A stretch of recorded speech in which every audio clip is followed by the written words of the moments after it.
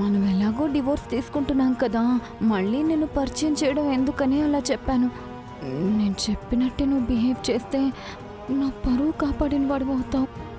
ఏంటి మేమిక్కడ మాట్లాడుతుంటే నువ్వు అక్కడ మాట్లాడుతున్నావు? ఇంతకీ ఆయన ఎవరే?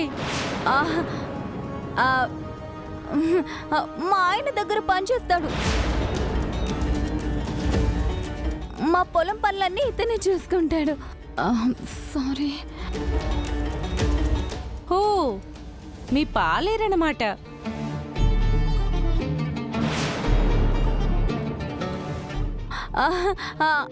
అవును. సరే, మమ్మల్ని ఇక్కడే నించోబెట్టేస్తావా? లోపలికి ఏమైనా తీసుకెళ్తావా? ఏదిగో వస్తున్నాను. Sorry, please. ఏ బాబు, ఆ బ్యాగులు లోపల పెట్టు. అయ్యో, పదండి, రండి.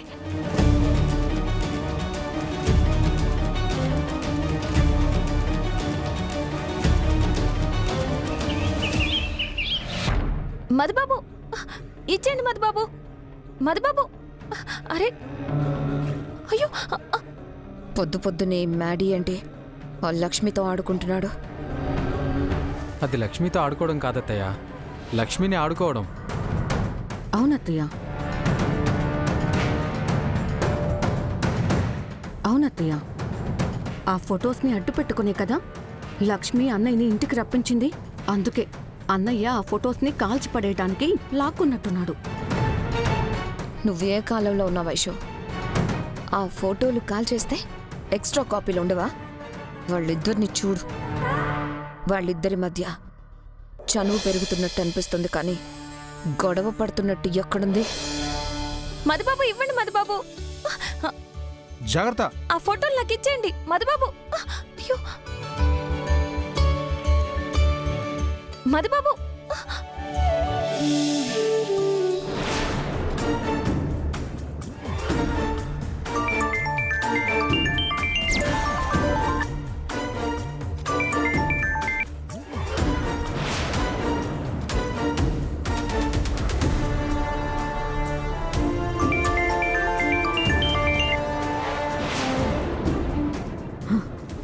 బాబు, త్వరగా పోనీ.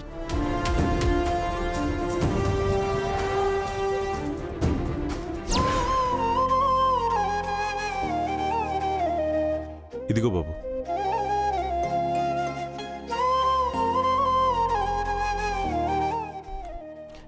మధుబాబు,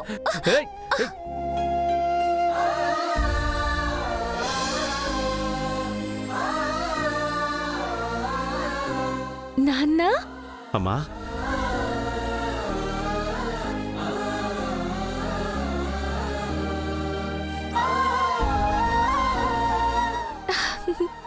నాన్న. లక్ష్మి.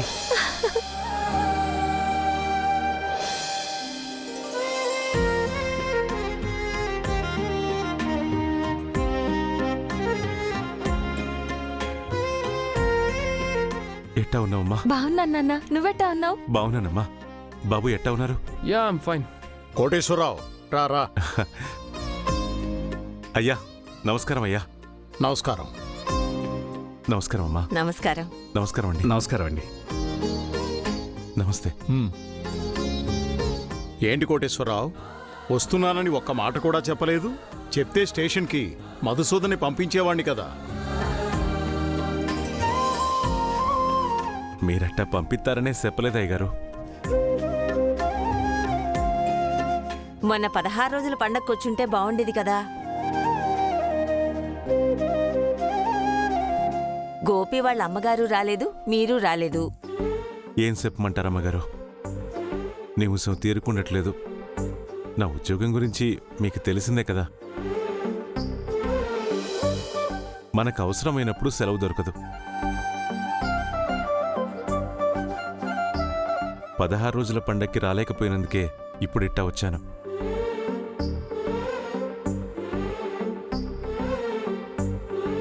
పోనీలండి, ఇప్పటికైనా లీవ్ దొరికింది.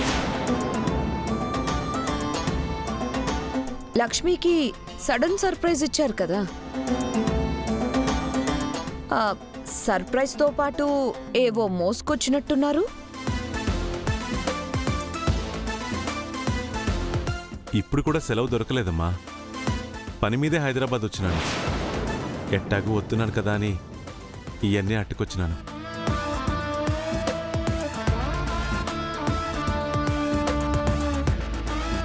అమ్మా లక్ష్మి, ఆ? ఇదిగో మన భారతమ్మ నీకోసం అరసరిచ్చి పంపినది. మనూరి పార్వతమ్మ లేదు, తను నీకోసం జంతికలు చెక్కలు చేసి పంపినది. అవునా? మన పోస్ట్ ఆఫీస్కి వచ్చే నర్సమ్మ నీకోసం నువ్వులుండలు చేసి పంపినదమ్మా.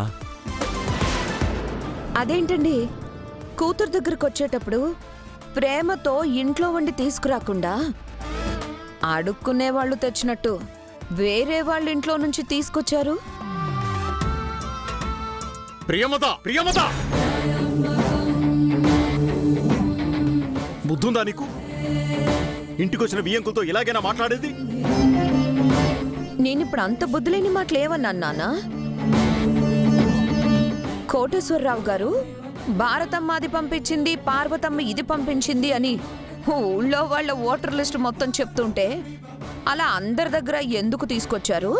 ఎంచక్క ఇంట్లో వండుకొని తీసుకురావచ్చు కదా అని అన్నాను. మీరన్న దాంట్లో తప్పేటి లేదమ్మా, కానీ చిన్న సవరణ ఉన్నది. మా ఊళ్ళో ఉన్న ప్రతి గడప మా శ్రీలక్ష్మిని తన సొంత మనిషిలానే చూసుకుంటాది.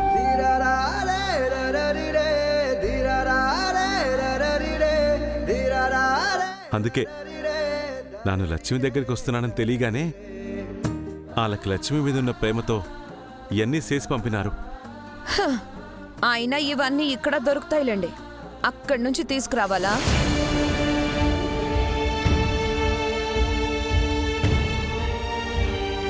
ప్రియమత, ప్రేమకి వ్యాపారానికి తేడా తెలుసుకోలే నువ్వు ఇక్కడ మాట్లాడడానికి అర్హురాలివి కాదు.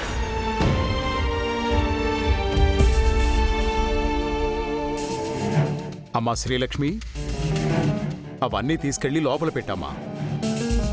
మీ నాన్నకి ఒక టీ తీసుకురా. అట్టగే పెద్దయ్యా. నువ్వు కూర్చో కోటేశ్వరరావు. కూర్చోండి.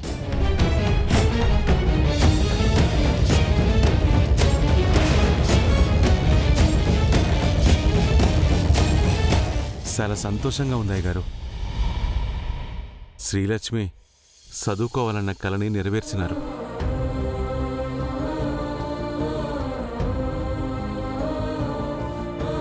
అల్లుడు గారైతే మరో మెట్టెక్కి లక్ష్మిని రోజు కాలేజీకి తీసుకెళ్తున్నారు.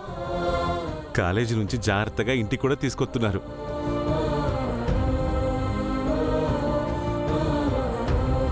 ఇదంతా ఇట్టా జరుగుతున్నదంటే ఇంట్లో అందరి సహకారం ఉంటేనే కదా అయ్యగారు. మీ అందరి రుణం ఎట్టా తీర్చుకోవాలో కూడా నాకు తెలియట్లేదు.